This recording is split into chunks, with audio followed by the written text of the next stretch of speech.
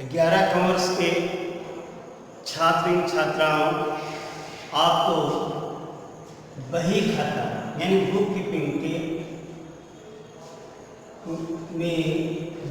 में बहुत बातों की चर्चा कर चुके हैं।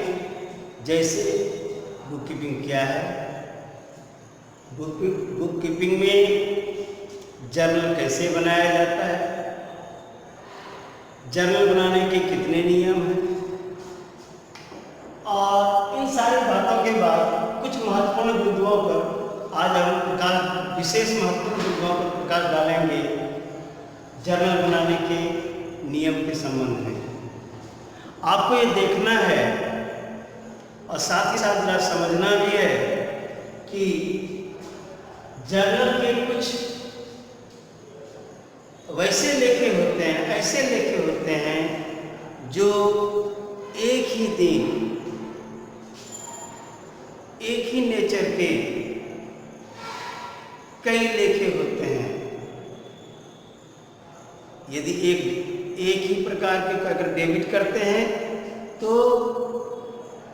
कई लेखे क्रेडिट एक दिन में हुआ करते हैं। वैसे लेखे जो एक दिन में एक ही नेचर के कई लेखे होते हैं, वैसे लेखे को हम एक जगह संकलित करके जर्नल कर देते हैं। इस प्रकार के लेखे को मिश्रित या संयुक्त प्रविष्टियां और अंग्रेजी में कंपाउंड जर्नल एंट्रीज कहते हैं। इस संदर्भ में हम चर्चा करेंगे कि कंपाउंड जर्नल एंट्रीज कैसे बनाया जाता है। तो यहाँ पर हम ये देखेंगे, जैसे हम उदाहरण के लिए आपको बता रहे हैं, फॉर एग्जाम्पल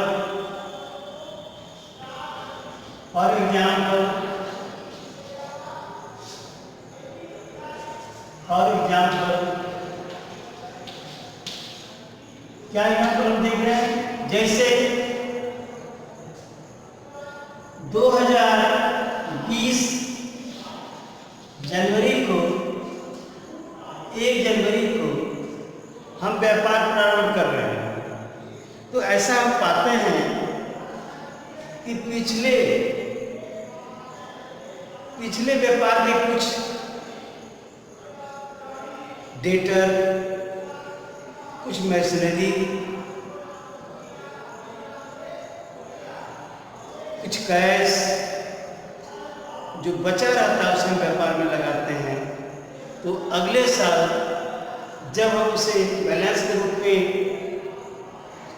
लेखा करते हैं, तो जब कई लेखे होते हैं, जब एक ही नेचर के होते हैं, उसे हम कंपाउंड एंट्री करते हैं। जैसे 1 जनवरी को व्यापार प्रारंभ किए, उस समय आप जो है आपके पास कैश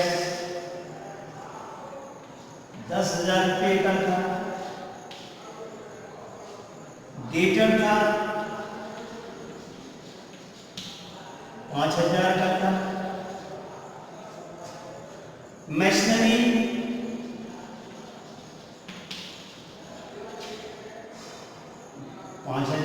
7,000 का मशीनरी रहा। इस तरह से, और हमारे पास कुछ क्रेडिटर भी था। तो वैसी स्थिति में एक ही तिथि को कई लेखा करना है, वैसे कई लेखे के बदले हम एक लेखा कर देंगे। इसके लिए हम कैसे करते हैं, कंपाउंड एंट्री करने से समय की बचत होती है और साथ ही साथ जगह भी कम बर्बाद होता है। तो ऐसी स्थिति में कंपाउंड लेखा में हम लिखेंगे, क्या लिखेंगे, पहले तो हम प्रोफार्मा बनाएंगे। जर्नल का प्रोफार्मा बनाते हैं, जैसा आप जानते हैं कि जर्नल की प्रोफार्मा में 5 कॉलम होते हैं। पहला कॉलम होता है डेट का,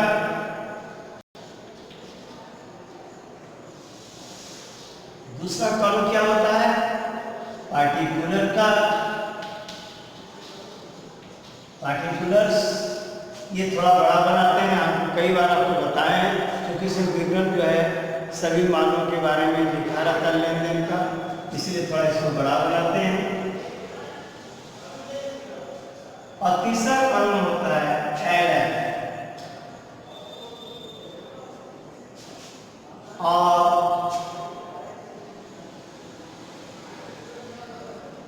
चौथा कॉलम होता है अमाउंट का।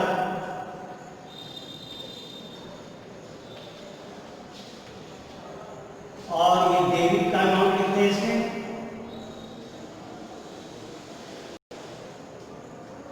और पांचवा कॉलम होता है क्रेडिट अमाउंट का।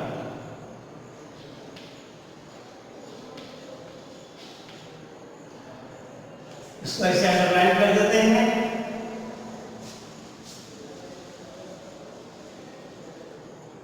जिसके बुक में बनाना होता है उसकी चर्चा यहाँ करते हैं, जैसे जर्नल एंट्रीज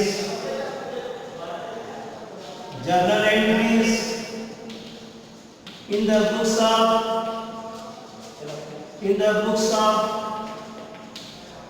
ऑफ जिसका भी हो, उसका नाम लिख दिया जाता है, फर्म का नाम या उस कंपनी का नाम हम लिख देते हैं। हाँ, हम बता रहे थे आपको journal entry in the books of, जैसे मान लिया राम है या सुधीर है,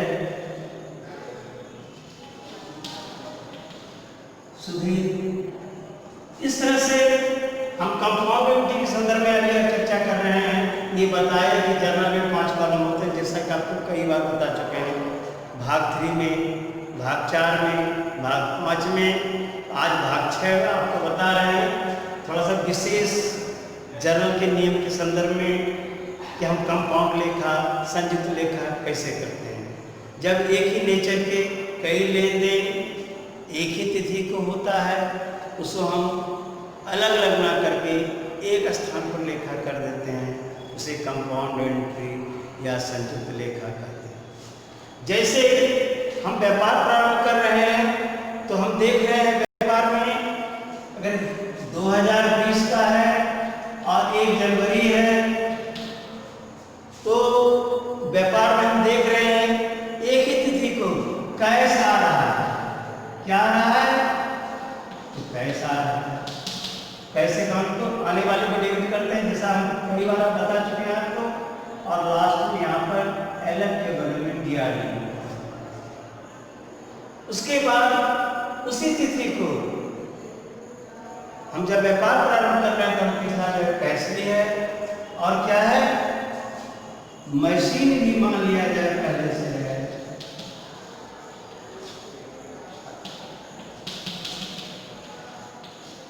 कुछ डेटर भी है, ग्राहक ऐसा डेटर,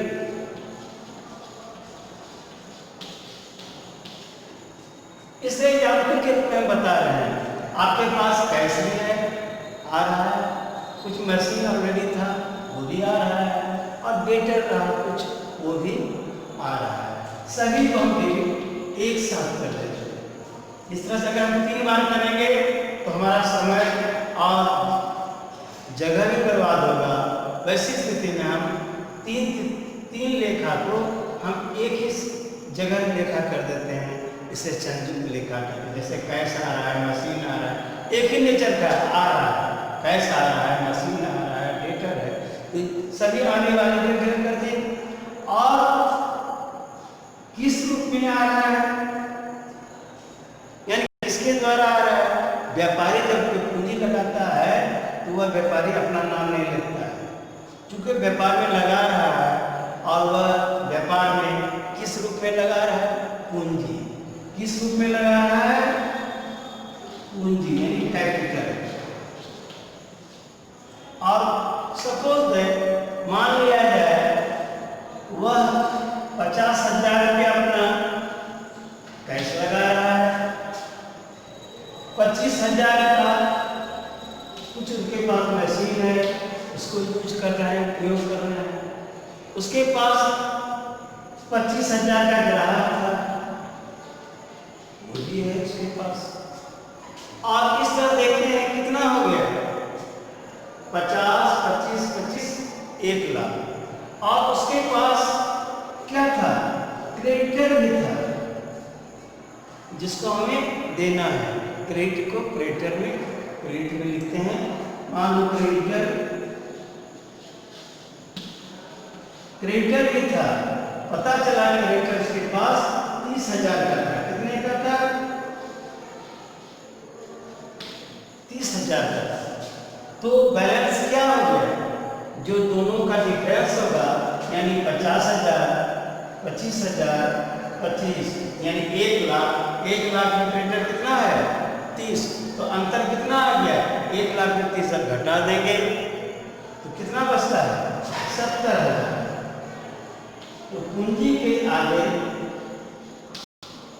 यानी कैपिटल के आगे 70,000 लिख देंगे। और यहां नरेशन में बीइंग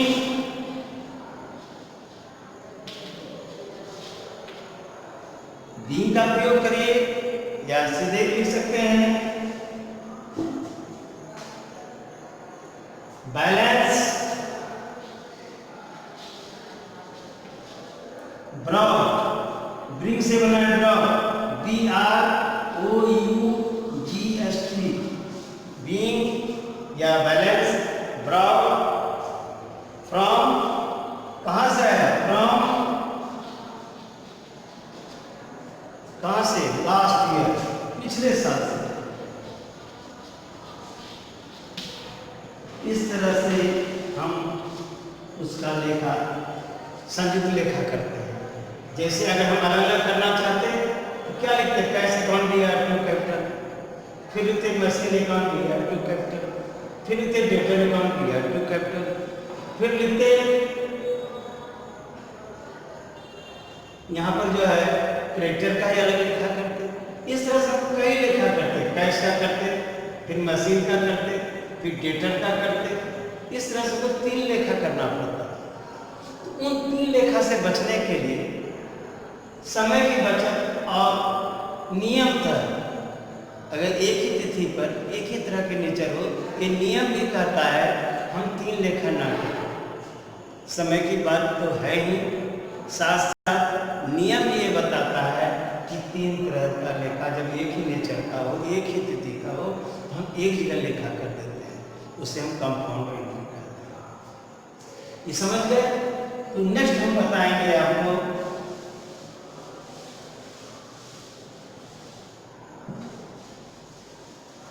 नेक्स्ट हम चर्चा करेंगे, हम बताएंगे कुछ विशेष महत्वपूर्ण बिंदुओं पर हम प्रकाश डाल रहे हैं जर्नल के।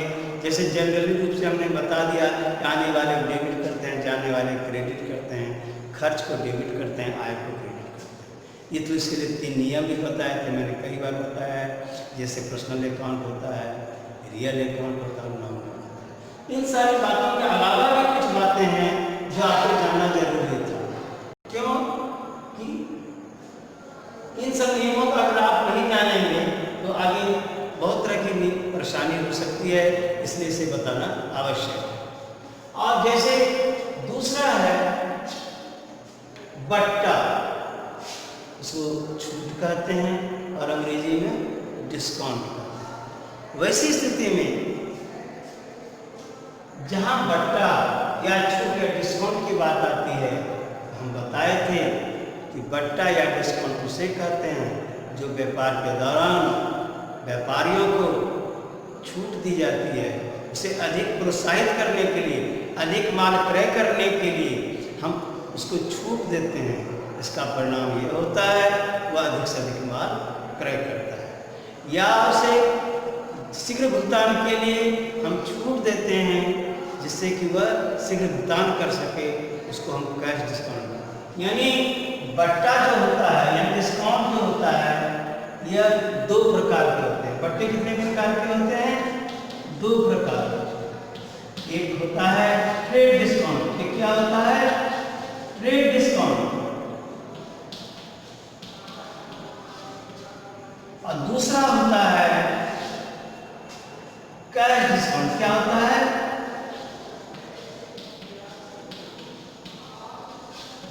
यानी हमारा कहने का अर्थ है कि बट्टा दो तरह का होता है, यानी एक होता है ट्रेड डिस्काउंट, दूसरा होता है कैश डिस्काउंट। ट्रेड डिस्काउंट को हम व्यापारिक छूट कहते हैं और कैश डिस्काउंट को नगद छूट कहते हैं। किस परिस्थिति में कैश डिस्काउंट दिया जाता है और किस परिस्थिति में कैश डिस्काउंट दिया जाता है, इनके बारे में आपको जानना है। प्रश्न उठता है कि ट्रेड डिस्काउंट क्या है?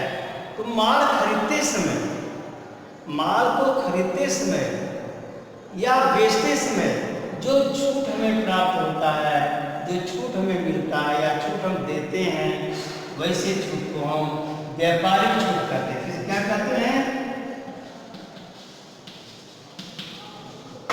व्यापारिक छूट कहते हैं, यानी ट्रेड डिस्काउंट कहते हैं। इस छूट का हम बहियों में लेखा नहीं करते। ट्रेड डिस्काउंट का लेखा बहियों में नहीं करते, याद रखिएगा।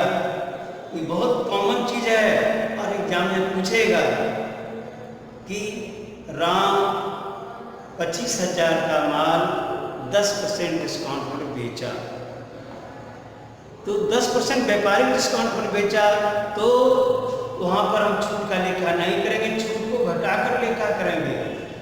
व्यापारिक छूट का लेखा जनरल में नहीं होता। हम बताएंगे आपको, अभी एग्जाम्पल के रूप में बताएंगे। अभी आपको सिर्फ जानना है कि ट्रेड डिस्काउंट क्या है। माल क्रय करते समय या विक्रय करते समय अधिक बिक्री हेतु प्रोत्साहित करने के लिए जो छूट दी जाती है उसे ट्रेड डिस्काउंट कहते हैं। इसका लेखा जनरल में नहीं होता है। दूसरा बताए थे कि कैश डिस्काउंट यह शीघ्र भुगतान करने के लिए ग्राहकों को दी जाती है, जिसका लेखा बहियों में होता है। एक एग्जाम्पल के तौर पर आप लीजिए, 10,000 का माल का माल 10% व्यापारिक छूट पर, व्यापारिक छूट पर किसको बेचा? राम को बेचा। किसको बेचा? राम को बेचा। यहां पर देखेंगे राम को 10,000 का माल बेच रहे हैं और छूट कितना है? 10%। आप 10% घटाएंगे 10,000 में कितना होगा? इसी प्रकार छूट निकाला जाता है ना, 10,000 इंटू 10 बटे 100। इस तरह से निकालेंगे, 0 0 0 कट गया। कितना छूट दे रहे हैं? 1,000। इसका हम लेखा कैसे करेंगे? देखिए, ये आपको समझना है। और प्राय जब एग्जाम में जर्नल आएगा, इस ढंग का लेखा एक अवश्य रहेगा, 100% रहेगा। वहाँ पर आप घबराइएगा नहीं, ध्यान रखिएगा कैसे लेखा करते हैं। तो हम क्या बताए थे? व्यापारिक छूट का लेखा नहीं करते हैं। तो किस प्रकार लेखा करते हैं? मान लिया जाए या 10 जनवरी को लिखा हुआ, तो 10 जनवरी डेट लिख देंगे। और हम क्या बताए थे? छूट का लेखा नहीं करते हैं। यानी हम किसको बेच रहे हैं? माल राम को बेच रहे हैं, यानी उधार बेच रहे हैं। और उधार में जिस व्यक्ति को उधार बेचते हैं उसके नाम को डेबिट करते हैं। माल जिसके पास जाता है उसको डेबिट करते हैं। या राम के पास माल जा रहा है तो राम को डेबिट करेंगे। ये हम बताए थे, नाम के आगे अकाउंट का प्रयोग नहीं होता है। और क्या बेच रहे हैं? माल, यानी टू बेच रहे हैं ना, बेचना के लिए क्या होता है? सेल, राम टू सेल। और आगे में अकाउंट्स का प्रयोग होता है, ये बड़ी अक्षर में। तो यहाँ पर हम 10,000 का माल बेच रहे हैं, यानी 10% छूट करेंगे, 9,000 है। हम लेखा कितना करेंगे? 9,000 का करेंगे। 10,000 का नहीं करेंगे। ये 10,000 का आप करिएगा तो गलत हो जाएगा। क्यों? हम बताए थे व्यापारिक छूट का लेखा नहीं होता है। हाँ, नरेशन में शो कर सकते हैं। बीइंग गुड्स सोल्ड किस पर? किस पर? 10% डिस्काउंट, 10% ट्रेड डिस्काउंट।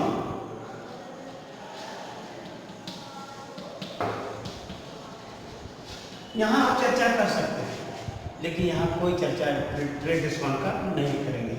इस तरह से आपका डिस्काउंट के संदर्भ में चर्चा किए कि ट्रेड डिस्काउंट का लेखा नहीं होता है और यहाँ लेखा करेंगे। दूसरा हम बताएंगे कैश डिस्काउंट। सपोज दैट आप 9,000 का माल बेचे, आप कह रहे हैं कि आप 1 माह के अंदर देंगे तो आपको 2% की छूट देंगे। तो वैसी स्थिति में वैसे छूट को प्रोत्साहित करने के लिए, भुगतान करने के लिए जो छूट दी जाती है उसको क्या कहते हैं? Cash discount. उसका लेखा करेंगे। जैसे उदाहरण के लिए हम अब क्या दूसरा हम बता रहे हैं, उदाहरण के लिए हम बता रहे हैं कि यदि 9,000 का भुगतान करना है और नगद छूट दिया, नगद छूट कितना? 2%, 2% दे रहे हैं यदि 1 माह के अंदर, वह व्यक्ति यदि 1 माह के अंदर भुगतान करेगा तो कितना छूट होगा? 9,000। कभी 10,000 में 1,000 का लेखा नहीं होता है। 9,000 का 2% कितना होगा? 9 दूनी 180 रुपया। कितना होता है? 180 रुपये नगद छूट है, इसका लेखा होगा। और जब हमको भुगतान दे रहा है तो हम उसको छूट दे रहे हैं, एक तरह से हमारे लिए खर्च है। और खर्च को क्या करते हैं? डेबिट। यानी क्या लिखा करेंगे? सपोज दैट ये भुगतान 10 जनवरी को है, हमने माल दिया था, वह भुगतान हमको 25 फरवरी को कर रहा है, 1 माह के अंदर कर रहा है। वैसे स्थिति में उसको छूट दे रहे हैं, यानी देंगे 25 फरवरी। यहाँ लिखेंगे तो हमको पैसा कितना आ रहा है? कैश आ रहा है कितना? 180 घटा देंगे, 9,000 माइनस 180 घटाएंगे 02, और यहाँ कितना होगा? 9 में 8, यहाँ पर 9, यहाँ 8,820 8,820, यानी कैश कितना आ रहा है? 8,820। और छूट खर्च है, इसलिए खर्च को डेबिट करते हैं। जहाँ कैश रहेगा वहीं डिस्काउंट होगा, इससे भी याद रखिएगा। कैश जहाँ रहेगा वहीं डिस्काउंट भी रहेगा। यानी डिस्काउंट कितना हो गया? 180। यानी कितना भुगतान मिला? किससे? राम से। राम से मिला, क्यों राम लिख देंगे? जिसके पास से आप उसको डेबिट क्रेडिट, उसको हम क्रेडिट करते हैं, तो राम के नाम क्या अकाउंट का उपयोग नहीं करते हैं। यहाँ लिखेंगे 9,000। क्या लिखेंगे? 9,000। बीइंग कैश रिसीव्ड, नरेशन क्या लिखोगे आप? Being cash received on 2% discount. इस पर 2% डिस्काउंट भी लिख सकते हो या 2% कैश डिस्काउंट भी लिख सकते हो। इस तरह से हमारा कॉलम पूरा होता है। तीसरा हम चर्चा करेंगे, थोड़ा सा इसमें कुछ विशेष नियम होते हैं जर्नल के, इसके बारे में आपको बताना जरूरी हो जाता है। जैसे कभी कभी होता है क्या, व्यापार में माल को चोरी कर लेते हैं, कर्मचारी क्या करते हैं? माल को चोरी कर लेते हैं, या व्यापार में आग लग जाता है, ऐसा भी होता है। आग लग जाते हैं, चोरी कर लेते हैं। तो वैसी स्थिति में जब माल की कोई चोरी कर ले या आग लग जाए तो एक तरह से घाटा है, यानी लॉस है। और लॉस को हम क्या बताए थे नॉमिनल अकाउंट में? लॉस को या घाटे को डेबिट करते हैं। यहाँ पर लॉस हो गया, मान लिया जाए कोई व्यापारी, कोई व्यक्ति, कोई इसमें कर्मचारी है और वह जो है 200 रुपये 500 रुपये की माल, 500 रुपये का माल चोरी कर लिया। क्या कर लिया? चोरी कर लिया। कितने तारीख को? 25 25 जनवरी को 25 जनवरी को चोरी कर लिया। चोरी इंटरेस्ट क्या है? लॉस है। या लिखोगे 2000 ईस्वी तो चलेगा ही नहीं। 25 जनवरी, जनवरी लिखोगे, जनवरी में लिखोगे चोरी है तो क्या होगा? लॉस बाय, क्या लिखते हो? Loss by theft. चोरी को लॉस इंटरेस्ट हुआ। किस तरह लॉस हुआ? वो बाई थेफ्ट। थेफ्ट मीन्स चोरी। या अगर मान लिया जाए 8 से होता तो लिख देते बाय, यहाँ पे क्या लिखते? लॉस बाय फायर, मीन्स आग। इस तरह से भी वह चोरी से हो या आग लगने से कमी हो, एक तरह से खर्च है, लॉस है, उसको हम डेबिट करते हैं। और वो जब किसमें आग लग गया? माल में, यानी हम जो परचेज किए थे उसमें कमी हो गई, तो जिसमें कमी हो गई उसको हम क्रेडिट करते हैं। टू परचेज, टू परचेज, समझे ना? तो यहाँ क्या लिखेंगे? चोरी होना, बीइंग लॉस, क्या लिखेंगे? Being loss by theft. इस तरह से हम प्रयोग करते हैं। या बीइंग लॉस बाय फायर। इस तरह से हम बता दिए अगर माल चोरी हो जाए, आग लग जाए तो देखा करते हैं। तीसरा हम नेक्स्ट हम चर्चा करेंगे नमूना। कभी कभी व्यापार में माल बिक्री बढ़ाने के लिए अपने ग्राहकों को नमूना देते हैं ना, सैंपल देते हैं। वो भी एक तरह से हमारा खर्च ही है।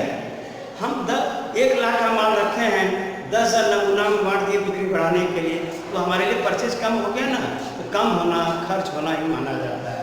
तो इसी स्थिति में खर्च को क्या किया जाता है? डेबिट। क्या लिखेंगे? सैंपल अकाउंट दिया, जैसे 28 तारीख को सैंपल दिया ना, क्या लिखेंगे? सैंपल अकाउंट दिया। टू परचेज भी माल घटेगा, उसी प्राइस से माल घटेगा, यानी परचेज अकाउंट कर देंगे। सपोज दैट यदि वो नमूना 500 रुपये को बांट दिया तो 500 डेबिट करेंगे और परचेज 500 का कम हो जाएगा, इसलिए उसको 500 क्रेडिट करेंगे। बीइंग सैंपल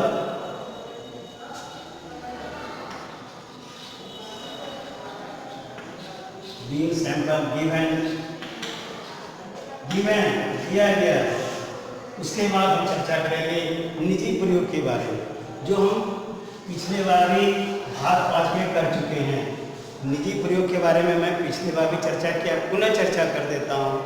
जब कोई व्यापारी जो व्यापार करता है वो अपने निजी प्रयोग के लिए यदि वह उसे व्यापार से पैसा निकालता है या अपने प्रयोग के लिए कोई सामान निकाल लेता है, उसको हम अंग्रेजी में ड्राइंग कहते हैं और हिंदी में निजी प्रयोग करते हैं। वैसे स्थिति इसका लेखा मान लिया या 30 जनवरी को ऐसा हुआ है तो लिखेंगे एक तरह से यह भी खर्च है। और निजी प्रयोग को अंग्रेजी में क्या कहते हैं? ड्राइंग एक प्रकार का खर्च। और खर्च में क्या करते हैं? डेबिट। और क्या जा रहा है? अगर वह ड्राइंग नगद कर रहा है तो कैश लिख देंगे, यदि वह माल निकाल रहा है तो परचेज लिख देंगे। और आगे में अकाउंट्स का प्रयोग होता है। मान लिया जाए वह निजी प्रयोग के लिए हम जो है हम क्या देख रहे हैं, वह जो है 5,000 रुपया निजी प्रयोग के लिए नगद निकाला और कुछ माल भी निकाला 3,000 का। इट मीन्स वो अपने निजी प्रयोग के लिए कितना निकाल लिया? 5 यानी 8,000 की तरह से खर्च है। और खर्च को डेबिट करते हैं, डेबिट करने में 8,000 लिख देंगे और हमारा कैश जा रहा है, जाने वाले क्रेडिट में लिखेंगे और परचेज वाला माल जा रहा है उसको भी क्रेडिट लिखेंगे। इसलिए being withdrawal by the party. इस तरह से बीइंग का भी प्रयोग कर सकते हैं, न करेंगे नरेशन जिसको कहते हैं बीइंग कैश विथड्रॉल। कैश और गुड्स भी लिख सकते हो, being cash and goods withdrawal.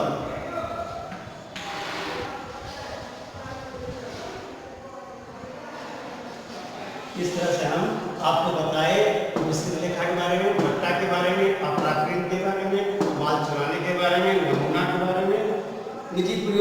इसके साथ बनाओगे, सीखोगे। जर्नल के सब कुछ विशेष नियम थे। धन्यवाद।